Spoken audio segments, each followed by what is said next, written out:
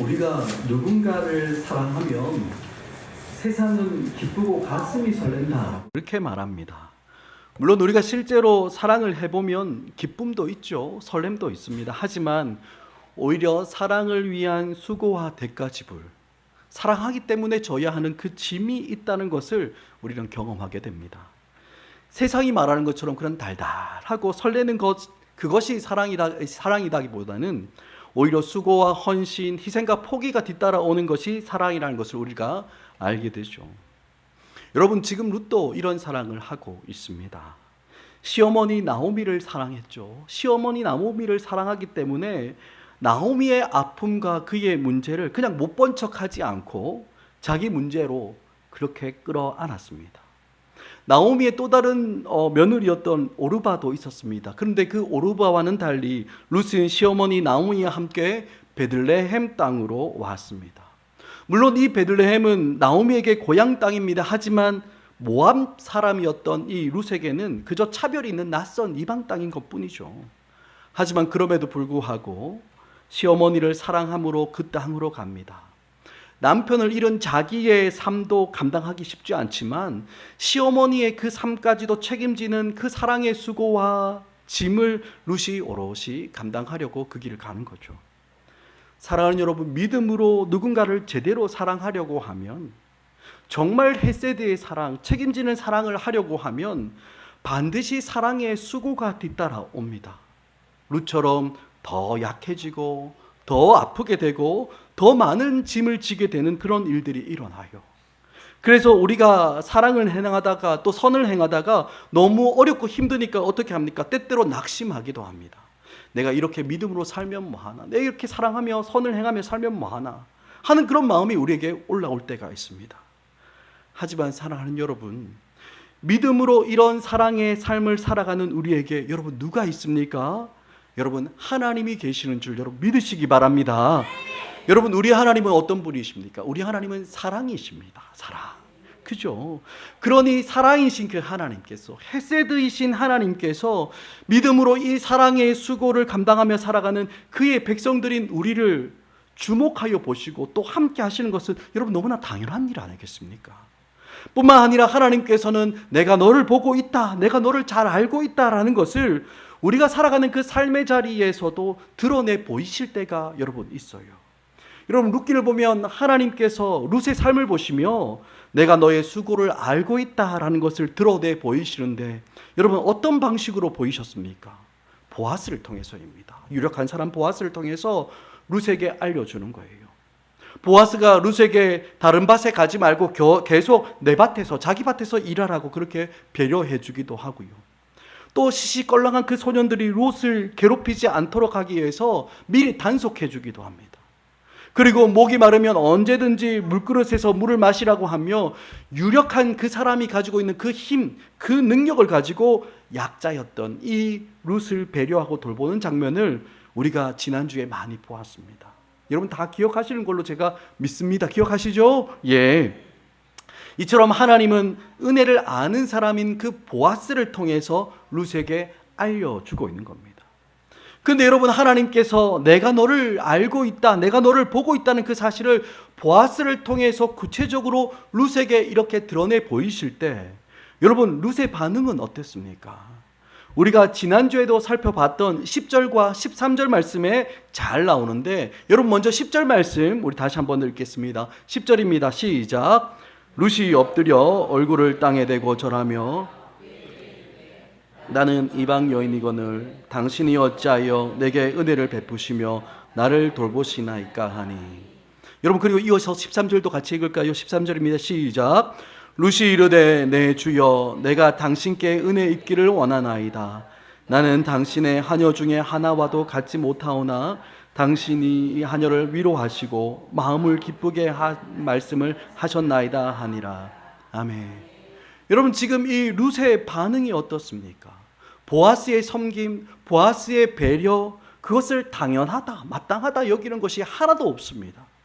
작은 섬김, 작은 배려 하나에도 몸둘 바를 모르면서 기쁨과 감사함으로 지금 반응하고 있는 거예요. 어찌하여 이방 여자인 나를 돌보십니까? 어떻게 나 같은 그에게 이렇게 은혜를 베푸십니까? 이렇게 반응하고 있는 거예요. 여러분 왜 이렇게 반응합니까?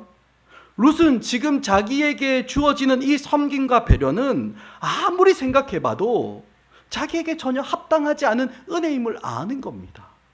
나에게는 이 섬김과 배려를 받을 만한 아무런 자격도 없고 공로가 없음을 아는 그 겸손의 눈이 그에게 열려 있는 거예요.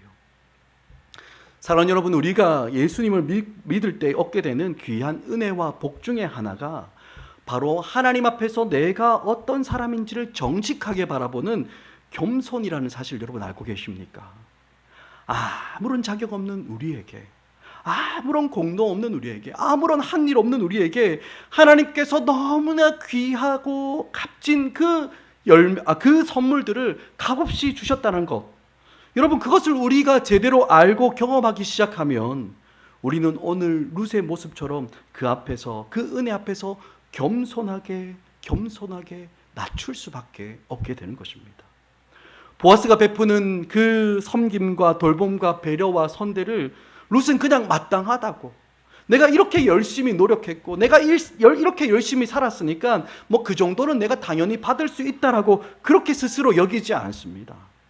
오히려 어떻게 아무것도 아닌 나 같은 이방 여자에게 이런 섬김을 베풀어 주고 이런 은혜를 베풀어 주는지 이것을 고백하면서 자기는 정말 그 돌봄과 배려를 받을 만한 아무런 자격 없음을 그가 인정하고 있는 거예요. 여러분, 심지어 13절에서는 어떻게까지 이야기합니까? 나는 그저 하녀 중에 하나만도 못한 사람입니다 라고 자기를 하녀라고 자칭하면서까지 자기를 낮춥니다. 여러분, 이게 뭡니까?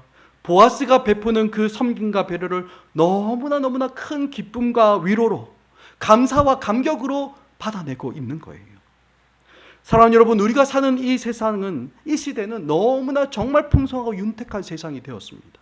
모든 것이 풍부하고요, 마음만 먹으면 어떻게든지 내가 원하는 거 그거 한 번쯤은 해볼 수 있는 그런 세상이 되었습니다. 하지만 여러분, 우리가 이런 풍성함을 얻었는지는 몰라도 더 소중하고 더 귀중한 것을 많이 잃어버렸습니다. 작은 일에 감사하고 감격하는 그 마음이 어느새 점점 사라져가는 것 같아요. 오히려 모든 것이 부족하고 없었을 때에는 작은 것 하나, 정말 아무것도 아닌 하나, 그것에 우리는 감사하고 감격하며 그렇게 살았지 않습니까? 작은 섬김과 돌봄에 깊은 감사와 감격하는 그 마음이 우리에게 다 있었습니다. 여러분, 제가 군대를 다녀온 이후에 복학을 해야 하는데 이 서울에서, 지방에서 올라와서 서울에서 공부하다 보니까 하숙이나 자취를 얻어야 되는데 이게 너무 비싼 겁니다, 방값이. 그래서 이 서울 중구 순화동에 있는 평안교회에서 하는 그 학사관이라는 데 들어가게 되었어요. 서울 부가현동에 있었습니다. 부가현동 저기 언덕 꼭대기에 있는 다 쓰러져가는 건물 3층이었습니다. 지하에는 아무도 오지 않는 이름 모르는 교회가 하나 있었고요. 이게 닫혀있는지 열렸는지 저희가 거기서 꽤 오래 살았는데도 알지도 못했어요. 그리고 또 1층에는 이 작은 구멍가게 하나 있고 2층에는 오래된 짜장면집 하나 있었고요. 그리고 꼭대기 3층에는 학사관이 있었는데 화장실도 따로 그 안에 없어가지고 2층 중국집과 함께 쓰는 그 2층 계단에 있는 그 화장실을 같이 써야 했던 그런 상황이었습니다. 여러분, 그 건물이 어떤 건물이었냐면 어떤 영화의 배경으로도 나왔던 건물입니다. 화려해서 나온 게 아니고 귀신이 나오던 폐가로 등장했던 그 건물, 아주 심각한 상태의 건물이었어요. 그래서 처음 그 학상 안에 들어가면서 저는 속으로, 그래, 이왕 들어가니까 딱 한 학기만 좀 버티자. 딱 한 학기만 좀 버티면서 여기에 있다가 열심히 아르바이트해서 돈을 좀 모아가지고 이곳을 떠나야 되겠다. 그런 생각으로 제일 처음에 들어갔습니다. 그런데 여러분, 그곳에 있으면 있을수록 너무 감사한 것밖에 없는 거예요. 사실 여러분, 제가 그 교회를 알고 간 게 아니라 어느 날 어머니가 제가 이 방을 찾고 있는 걸 아시고 기독교 신문에 나와 있는 이 손바닥만한 작은 광고 하나 보고 여기 학사관 하니까 한번 가보라고, 그래서 가본 게 전부였습니다. 아무 연고 없이 그곳에 갔는데 그 교회에서 정말 그런 공간을 무상으로 제공해 주는 것도 너무 감사했고요.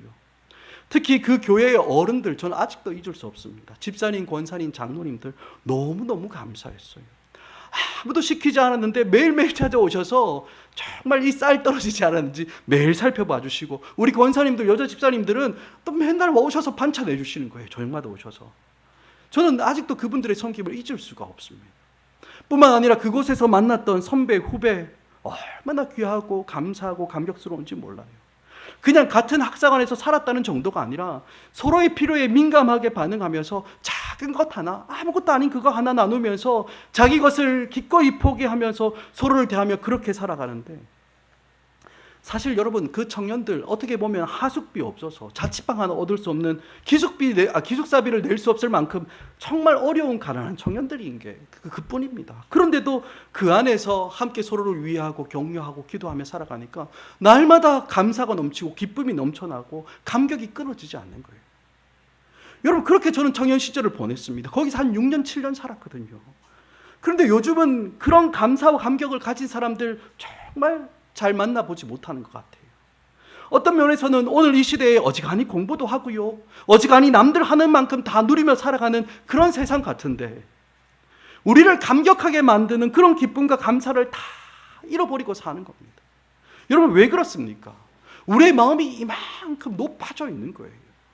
다른 사람들에게 아쉬운 소리 할 게 뭐 있냐, 그렇게 생각하면서 오늘 이 루시 자기를 보는 것처럼 그렇게 말하거나 스스로를 겸손히 여기는 사람 찾아보기가 너무 어려운 겁니다. 하지만 사랑하는 여러분, 우리는 은혜가 무엇인지 다 알지 않습니까? 우리가 은혜가 무엇인지 알지 않습니까? 정말 티끌 같은 우리에게, 아무것도 아닌 우리에게 어떠한 자격이나 조건이나 공로를 요구하지 않으시고 오직 예수님께서 하신 그 일 때문에 그 은혜 안에서 너무나 많은 부요함을 주시는 그 하나님의 구원과 하나님의 복을 우리는 이미 다 알고 경험했지 않습니까? 그래서 하나님께서 우리에게 주시는 복을 경험할 때마다 이것이 나에게 정당한 것이 아니고 자격 없는 자에게 그저 주시는 그런 것임을 다 아는 데서 오는 그런 감사와 감격, 정말 그런 겸손한 마음이 우리 가운데 있는 겁니다. 정말 하녀 중에 하나만도 못한 나 같은 것에게도 선대하시고 배려하시는, 사랑하시는 하나님의 은혜를 아는 사람들이 가지는 그 겸손함이 여러분, 우리로 감사와 감격을 잃어버리지 않게 하는 너무나 귀한 그 복 중에 하나라는 것입니다. 여러분, 우리의 마음을 절대로 높은 데 두지 않는 겁니다. 우리의 육체를 절대로 신뢰하지 않고 세상의 기준으로 자기를 내세우고 자랑하고 신뢰할 것이 있다라고 그렇게 여기지 않는 겁니다. 오히려 어떻게 합니까? 하나님의 은혜 아래에 자기를 감추고 하나님의 은혜가 아니면 나는 아무것도 아님을 아는 그 겸손함으로 언제나 감사하고 감격하며 살아가는 것이 바로 하나님의 은혜를 아는 성도들이 살아가는 복된 모습인 것입니다. 여러분, 우리의 마음을 높은 곳에 두면 어떤 일이 일어납니까? 불평이 일어나요. 원망이 자꾸 쏟아집니다. 마음이 높아지면 높아질수록 불평과 분만이, 원망들이 많아지게 됩니다. 그러니 정말 성경에서 말하는 그 참된 사랑을 우리가 제대로 할 수가 없게 되는 거예요. 왜 그렇습니까? 이 불만과 불평 때문에, 이 원망 때문에 사랑이 요구하는, 사랑을 할 때 가져오는 그 수고와 짐을 감당할 수가 없는 거예요. 참된 사랑은 수고와 짐을 반드시 우리에게 가져오는데 그 짐과 수고가 싫어서 사랑을 안 하게 되는 겁니다. 하지만 여러분, 마음을 가난하게 하는 자들은 어떻습니까? 상대가 베풀어주는 그 섬김과 배려를 감사하고 감격함으로 받을 줄 아는 그런 참된 복이 그에게 있는 거예요. 여러분, 예수님께서 그 사람들에게 주시는 팔복을 말씀하실 때 여러분 제일 먼저 말씀하신 게 무엇인지 기억하십니까? 심령이 가난한 자가 어떻다고요? 복이 있다고 말씀하셨습니다. 어떤 복입니까? 천국이 그들의 것이다 라고 그렇게 말씀해요.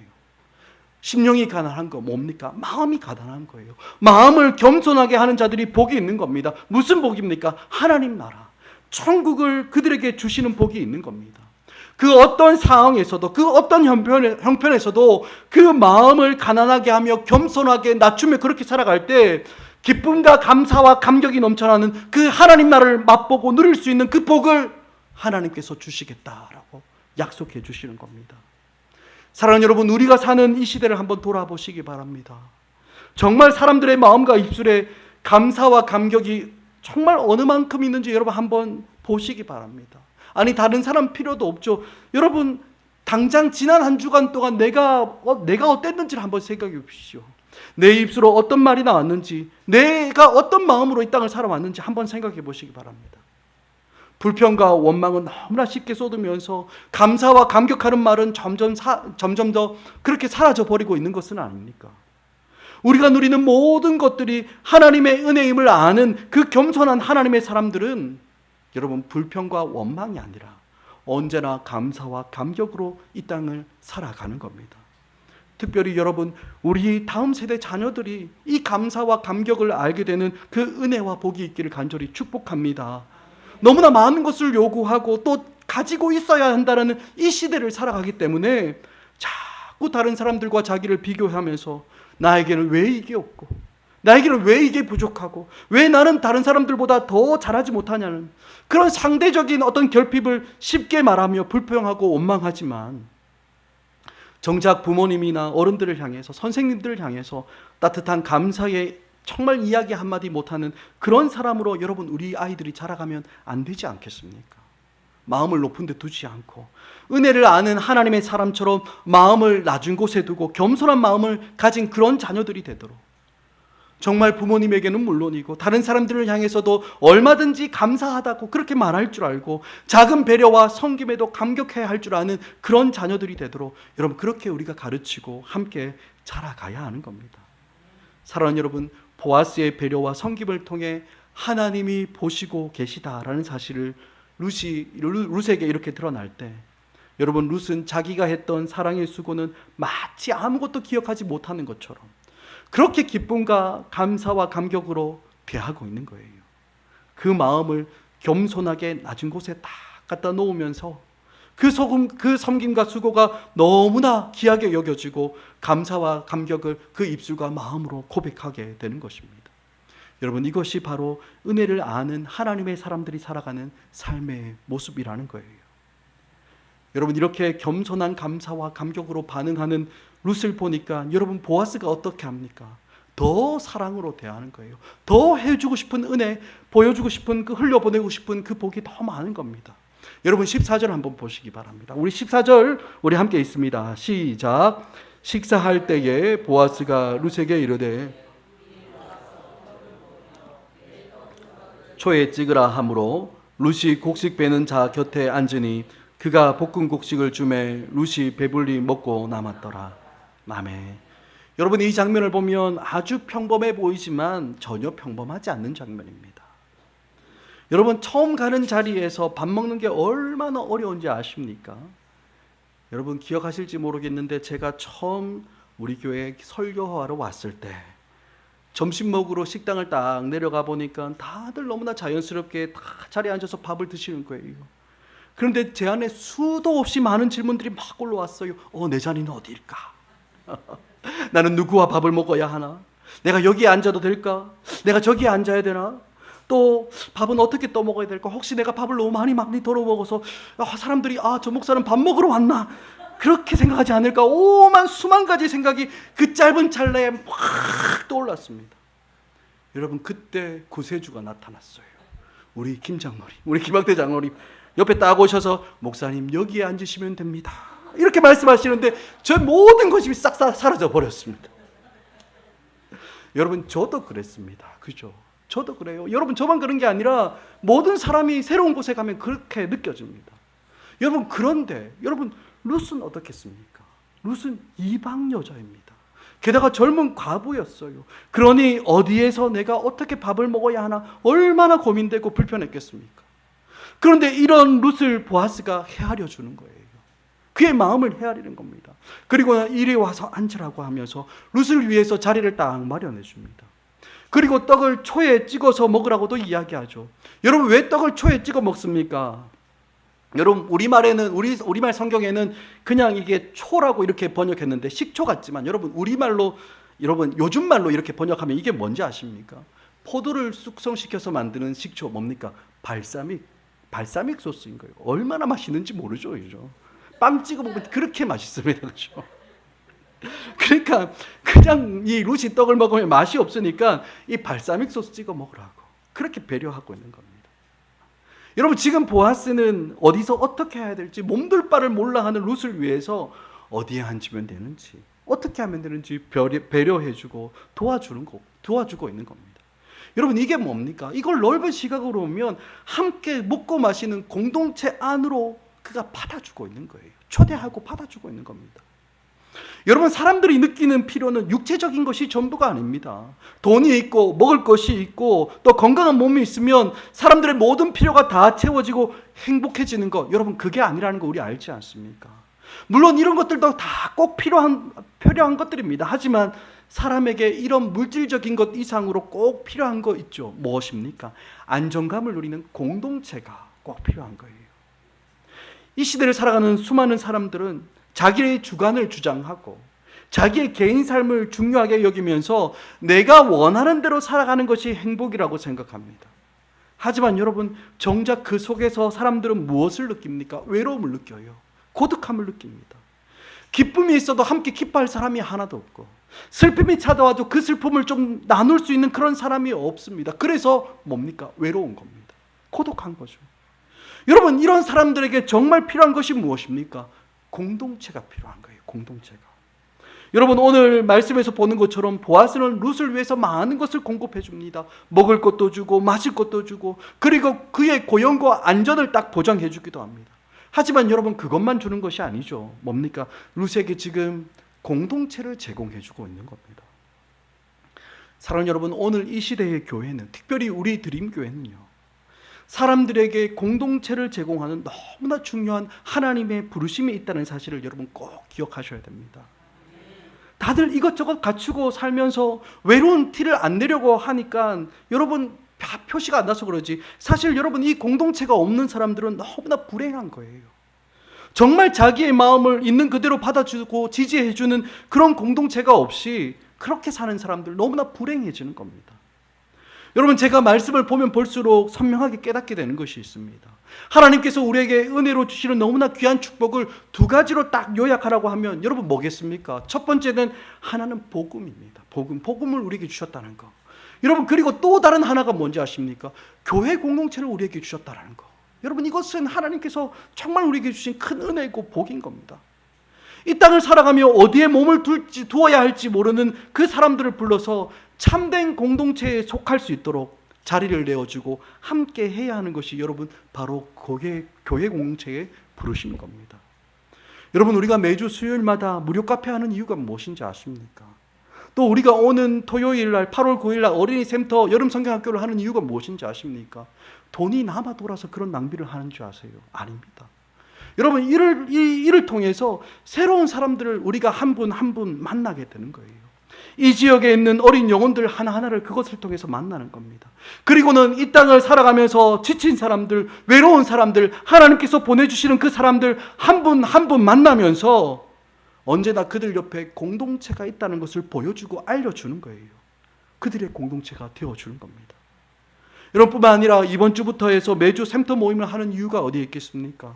우리가 하나님 안에서 예수 그리스도, 우리 구주 예수 그리스도 안에서 공동체이며 하나님을 맛보고 누리기 위해서 이거 하는 겁니다. 물론 우리가 샘터 모임을 하면서 잘 준비되지 않는 그런 모습들 하나 둘 있을 수 있습니다.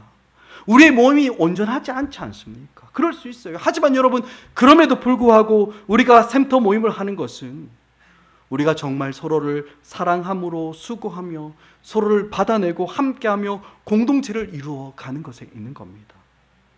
여러분, 제가 오랫동안 대형교회에서 사역하면서 볼 때 이런 셀 모임, 소그룹 모임을 피하는 분들 정말 많습니다. 안 하려고 해요. 여러분 제가 요 안산에 있을 때 여러분 이 소그룹 모임에 참석하는 비율 잘해봐야 25% 정도였습니다. 서울에 있었을 때는 더 심했습니다. 서울에서 사역했을 때는 15%, 20%가 안 됐어요. 교회에 오래 다니신 분들뿐만 아니라 새롭게 등록하시는 분들도 셀 모임, 소그룹 모임에 참여하기를 싫어합니다. 왜? 그들 안에 들어가서 상처받는 게 들어올 뿐만 아니라 사실 수고스럽잖아요. 힘들잖아요. 셀 모임에서, 소그룹 모임에서 누군가를 알아가고 공동체를 함께 하는 일은 때로는 상처를 받을 때도 있고요. 또 때로는 내가 수고를 하지 않고서는, 내가 짐을 지지 않고서는 여러분 그게 안 되는 일인 겁니다. 그래서 사람들은 겁이 나는 겁니다. 겁을 먹고 안 하려고 해요. 겁쟁이 들은 거죠. 하지만 여러분, 상처받기 싫어서 정말 이것을 피하려고 하는 우리의 마음을 깨뜨리셔야 됩니다. 다른 사람들을 사랑하고 섬길 때 감당해야 되는 그 수고와 짐을 내가 지기 싫어하는 우리의 마음과 이 시대의 틀을 과감하게 우리는 깨뜨려야 되는 거예요. 상처받기도 싫고 수고하고 무거운 사랑의 짐을 지기도 싫은 우리의 마음에 절대로 우리가 지지 않고 정말 참된 사랑이 우리 안에서 이루어지도록 정말 하나님의 은혜와 복이 서로에게 흘러가도록 하는 그런 일에 여러분 우리가 믿음으로 나서야 되는 겁니다. 우리의 마음과 이 시대의 흐름을 뛰어넘어야 하는 거죠. 사랑하는 여러분, 오늘 말씀 14절 마지막 부분을 보면 보아스가 룻에게 또 어떻게 합니까? 그가 볶은 곡식을 주매 룻이 배불리 먹고 남았다라고 이렇게 기록합니다. 룻이 식사할 수 있도록 볶은 곡식을 보아스가 직접 갖다 주고 있는 거예요. 여러분, 이게 사실은 그려지지 않는 그림입니다. 여러분 보아스는 어떤 사람입니까? 유력한 사람이지 않습니까? 식탁에서 밥을 먹을 때 보아스가 음식을 직접 들고 나르는 일을 그런 일은 상상도 못하는 일입니다. 그런 일들은 전부 하녀들이 하는 일이죠. 그런데 이방 여자인 룻에게 보아스가 볶은 곡식을 직접 주고 있는 거예요. 여러분, 그 시대에는 있을 수 없는 일을 지금 하고 있는 겁니다. 여러분, 은혜를 아는 사람들은 이렇게 살아가는 거예요.